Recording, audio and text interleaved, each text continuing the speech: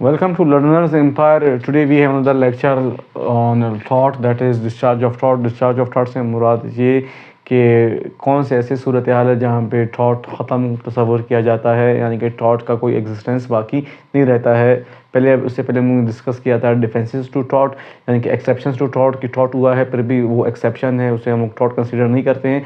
आज हम लोग पढ़ रहे हैं कि कौन से ऐसे चीज़ें हैं जहाँ पे हम लोग थॉट हुआ है और अभी थॉट ख़त्म हुआ है, वो आगे वजूद में नहीं है।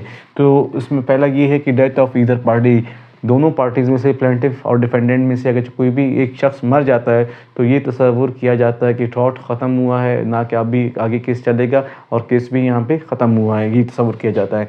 Next one is their waiver. Waiver से मुराद है कि कोई भी एक ऐसा शख्स जिसने अपना जो थॉट है उसको माफ़ किया है। So without any demand, just he forgives is act. Suppose के प्लेंटिफ ने केस फाइल किया डिफेंडेंट पर कि इसने थॉट किया है, थॉट फीसर पर, तो जो प्लेंटिफ है उसने कहा कि मैंने केस फाइल नहीं करना है, मैंने आपको माफ़ कर दिया। तो जैसे ही प्लेंटिफ कहता है कि मैंने आपको माफ़ कर दिया, तो इसका मतलब ये है कि थॉट ख़त्म हुआ है और थॉट अभी एग्जिस्ट ही नहीं कर रहा है। So this is the second. The third one we have mutual agreement.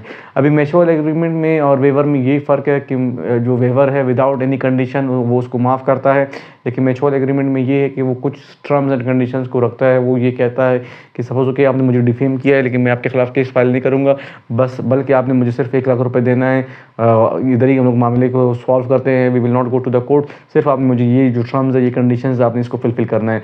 तो जो टर्म्स एंड कंडीशंस को फुलफिल किया जाता है तो ये समझा जाता है कि ये थॉट ख़त्म हुआ है और जो पार्टीज़ है दोनों का अपना कंसेंट शामिल है इस एक्ट को ख़त्म करने के लिए। वो कोर्ट से पहले अपनी ही एग्रीमेंट्स के थ्रू अपने जो थॉट है उसको ख़त्म करते हैं। Then the last one is their delay. अगर कोई भी शख्स, सपोज कि एक शख्स ने 2020 में किसी को डिफेम किया था और वो शख्स 2024 में उसके खिलाफ केस फाइल करता है, तो इस सूरत में उस केस का कोई भी वैलिडिटी नहीं है अनटिल एंड अनलेस अगर वो कोई सॉलिड ग्राउंड ना पेश करे कि मैं 4 साल क्यों लेट आया हूँ कोर्ट की तरफ।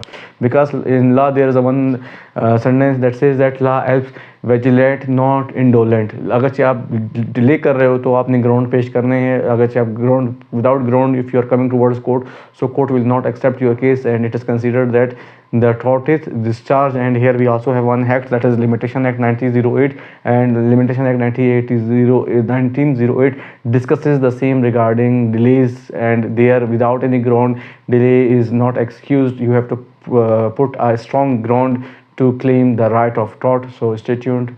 Goodbye.